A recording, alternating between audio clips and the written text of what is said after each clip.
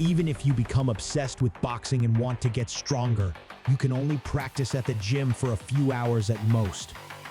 The gym I go to has limited hours for use for operational reasons, but essentially, as physical fatigue builds up, it renders you unable to move, leading to less effective exercise. However, if you are someone who is serious about becoming a professional boxer, or if you are passionate about it and want to put in more effort, you may feel like you are not trying hard enough. In addition, intense training often leads to injuries. The frustration mounts when you desire to practice, but find yourself unable to move your body for extended periods. Beginners typically focus on mastering proper punching form during their training sessions. When you shadow box in front of a mirror, your coach will give you individual feedback on your form. These elements encompass the fundamental movement techniques integral to boxing. On the other hand, during MIT training, you'll be tasked with executing diverse combinations during training.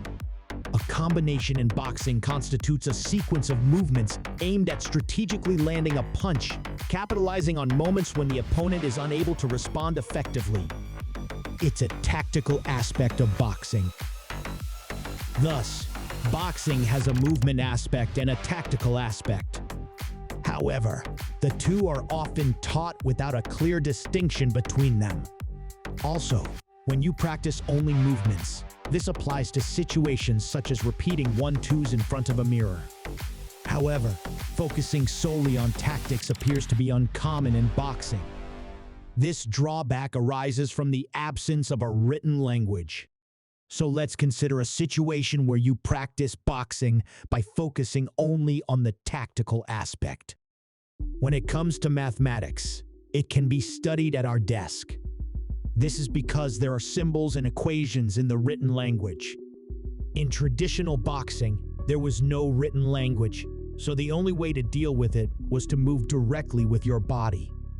However, now that we have sheet boxing, we should be able to practice boxing at our desks. You may have seen musicians on a train preparing for their upcoming performance while looking at sheet music. If we have sheet boxing, we should be able to do the same. For example, you can write down the combinations you want to learn in a notebook and read them to yourself before practicing. Also, by taking sheet boxing to the gym, you can check it while shadow boxing to remember which combination to practice next. I think every boxer has observed professional boxing matches. However, the problem lies in defining precisely what we mean when we claim to have observed matches. What I used to do when I first started boxing was to imitate movements and combinations that caught my eye during a match. The troublesome thing here is that in intense matches, there are many combinations that you want to emulate, but you can only store 2 or 3 in your head at most. And if surpassing that number would make it challenging to absorb all of them simultaneously. When I attempted a more dedicated approach, I found myself re-watching the video until I committed it to memory. It's inefficient. When thinking about using sheet boxing to observe matches, the first thing to consider is to transcribe it. It is a laborious task to record the movements of the entire round in a score. But by taking the time to write down how the players are moving, you can learn techniques that you might have overlooked if you were just watching the game. Note that music notebooks are easier to use than roller stamps when transcribing matches. When you spar, you probably record it to look back on, but you might watch it only a few times after the match and be done with it. Transcription is effective not only for professional matches, but also for your own matches. It's psychologically exhausting to look back at your movements during a match where you were at a disadvantage, but you can pick up on trends that you wouldn't be able to see just by watching the footage. By recording not only your own movements, but also your opponent's movements, you will be able to understand the tactics better. As if it were a duet, you can write the movements of yourself and your opponent using 2 staffs. Shadow boxing is used for a variety of purposes, such as checking form and repeating combinations. But at my gym, the trainers tell me to try to imagine your opponent's movements. These instructions assume that the purpose of shadow boxing is to simulate the movements of a match. When simulating the movements of a match, it can be broken down into two stages. 1. Having an image of the appropriate movement, and 2.